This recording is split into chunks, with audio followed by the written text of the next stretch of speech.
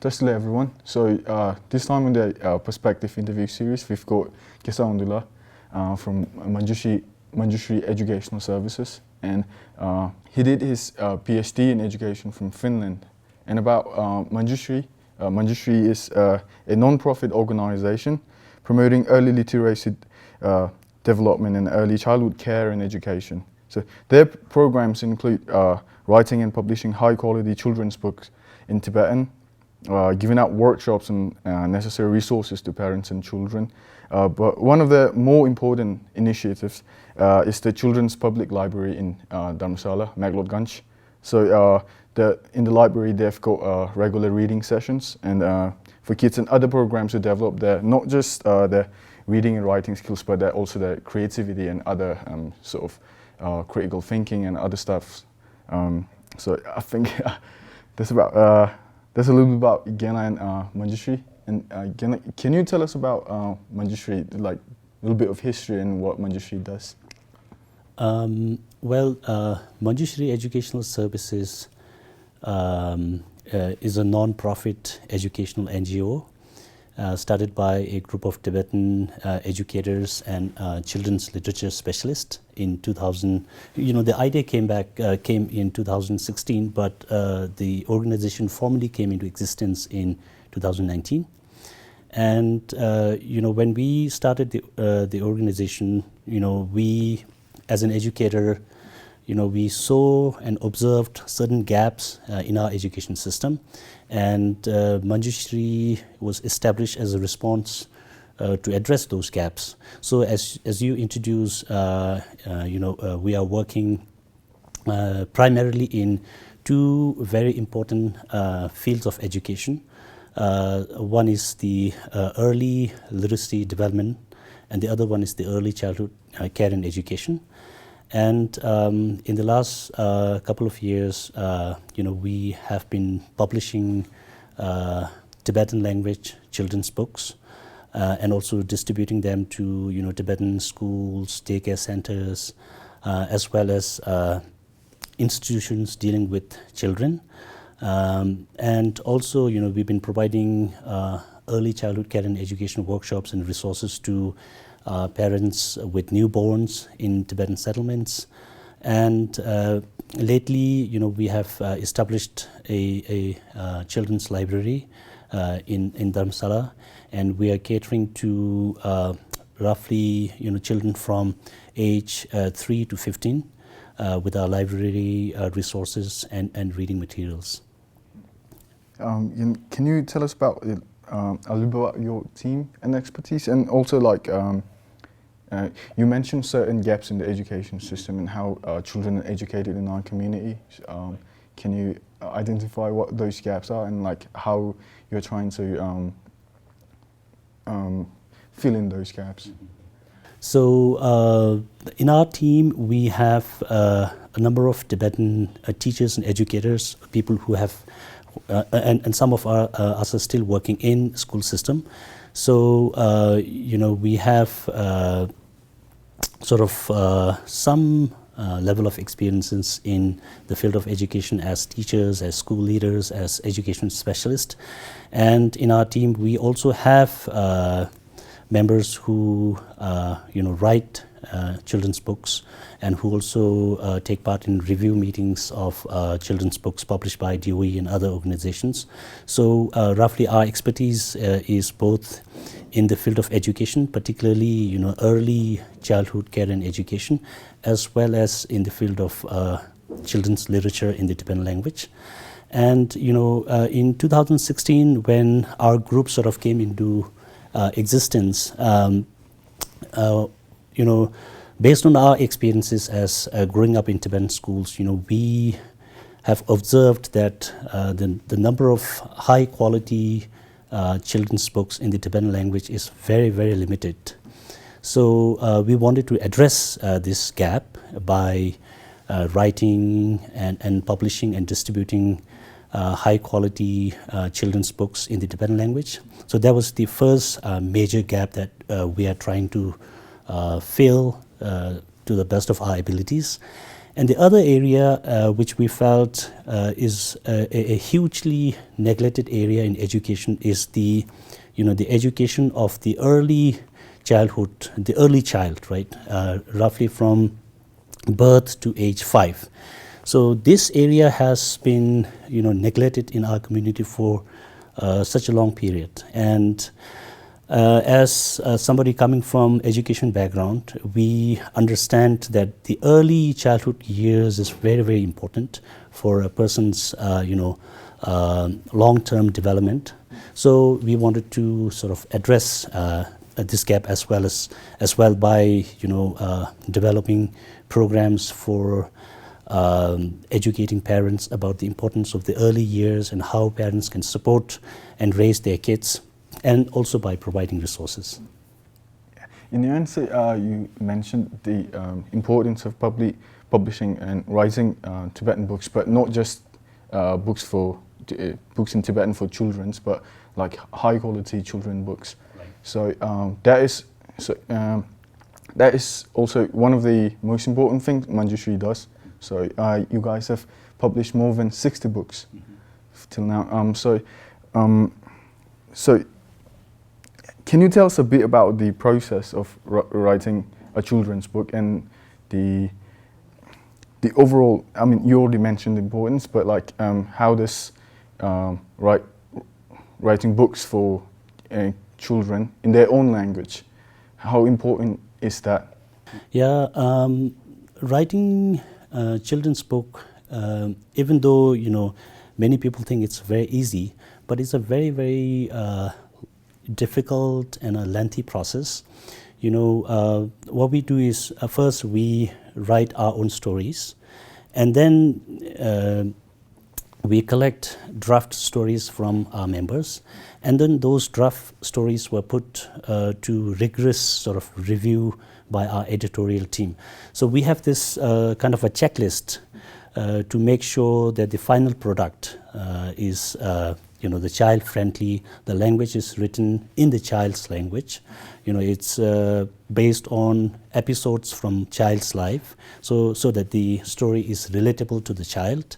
The text and the illustrations are culturally relevant, they are gender sensitive, they are child friendly. So the process of writing and illustrating children's books is a very long process, rigorous process.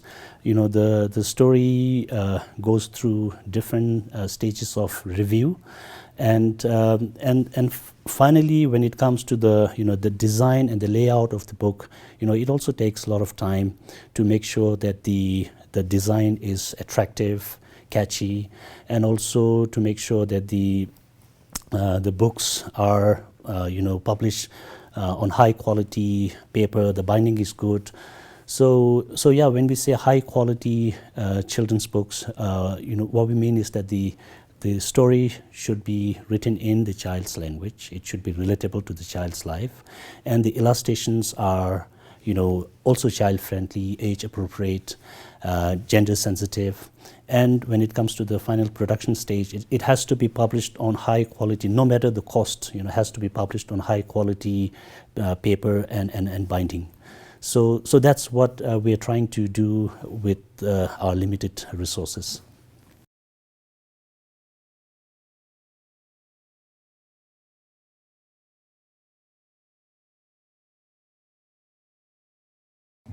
So yeah, that's a really nice segue to the next question. So you mentioned there's a huge sort of checklist and also like different problems that comes in the way, even with limited resources. So are there any specific or particular sort of challenges in the production of children's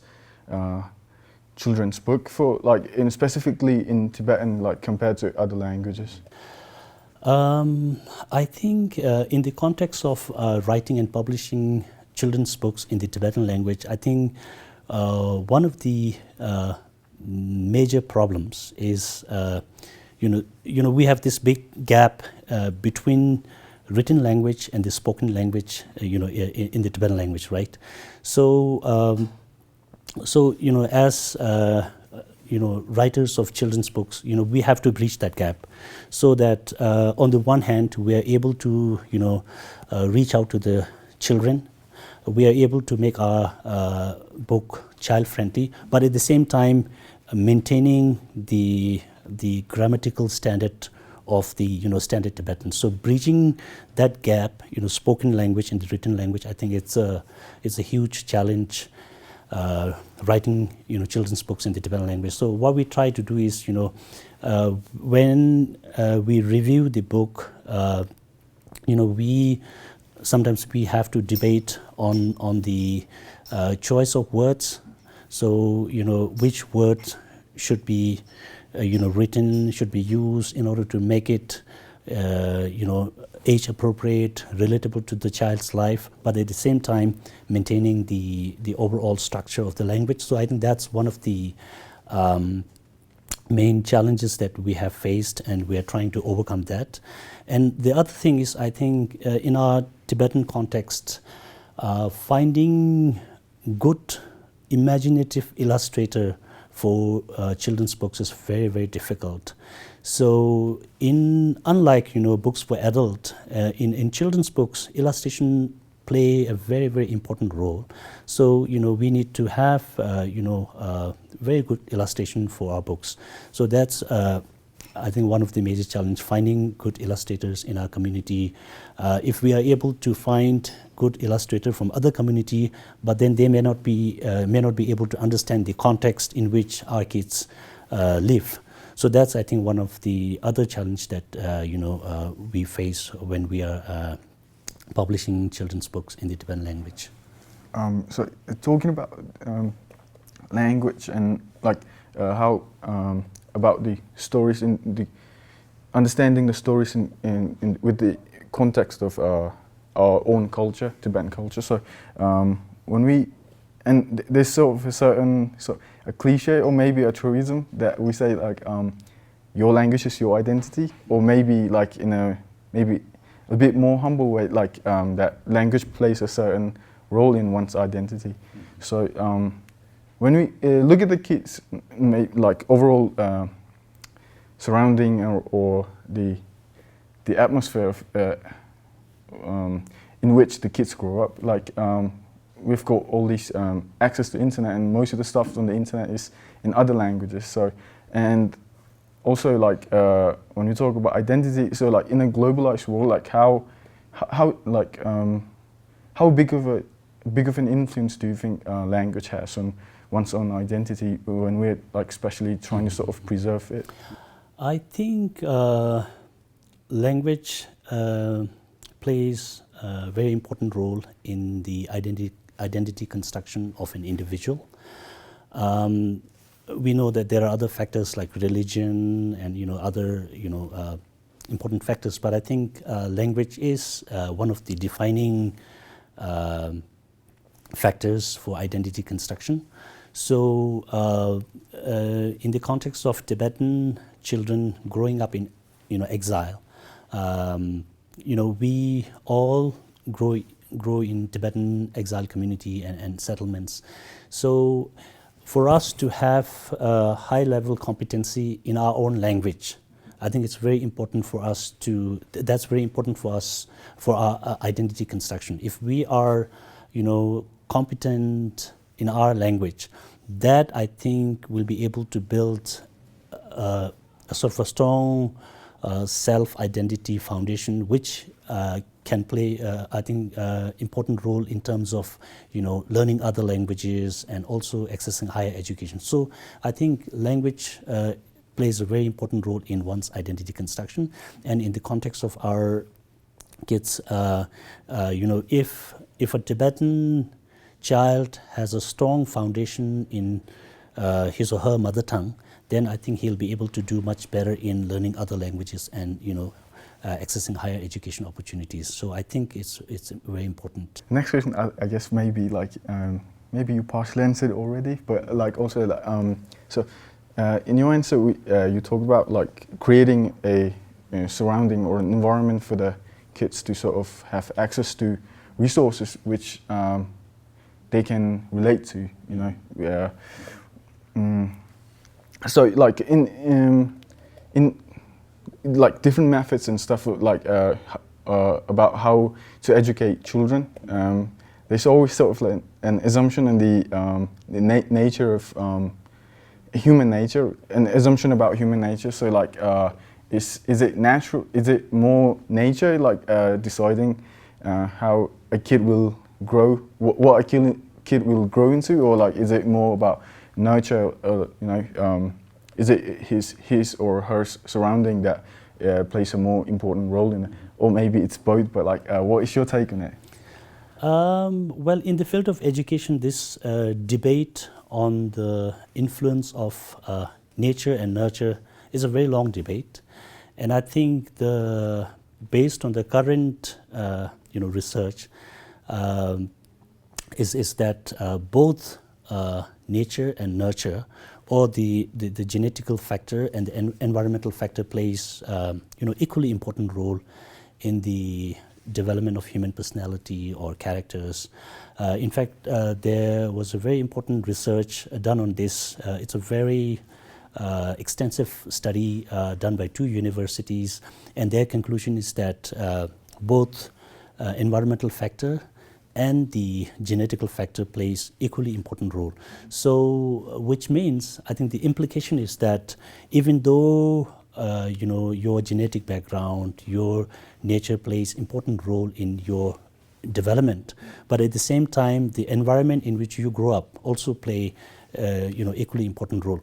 So therefore, how when it comes to environment, we are talking about how kids grow up in school, how kids grow up in their families, and what kind of enabling environment that the families or schools were able to create for the child, right? So I think the good thing is that families and school systems and teachers, we have a great deal of influence on the development of a child's personality, and that's, I think, where we can contribute. My next question on reading. So like, there's sort of an almost immortal wisdom like that attaches a huge importance to reading. So like, how important is reading? Is it overrated, or is it like still underrated?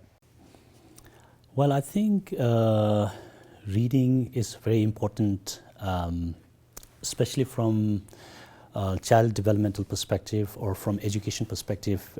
Reading is very important. There have been a number of research done on this, and so when we talk about importance of reading, people usually talk about reading's contribution to the to the language learning and language development. But I think the impact of reading is far greater than that. So reading, I think, is very important for human intellectual development of human intellectual capacities like critical thinking or analytical thinking. So reading not only contributes to the language learning and language development, but also to the the overall intellectual development of a person. And not only that, reading is also important from social, emotional growth and development point of view. Reading, there have been a number of research which indicate that reading, a person who reads can handle his or her emotion better. So there's a connection to that also. So I think reading is critical. It's very important for overall human development, not just the language learning and development. One of the other programs MES Manjushri does is the Baby Box program. Right. So and it gives parents resources and kids access to books and other stuff. But other than books, like with the books, there's also a set of toys or puzzles with them. Right. So like, how important are the puzzles like for a kid growing up? Right. So the Baby Box program that you mentioned is for parents with very young child, from birth to age 3 or age 5. And when we look at those early years, right, age 1, 2, 3, 4, 5, play is very important for child's development. So usually educators would discourage, language learning and, formal language learning, formal reading at this stage. So for this early childhood period, play is important. So therefore, in our baby box gift, we include a number of board books. Board books are not just for language and language development, but also has a lot of sensorial values to them.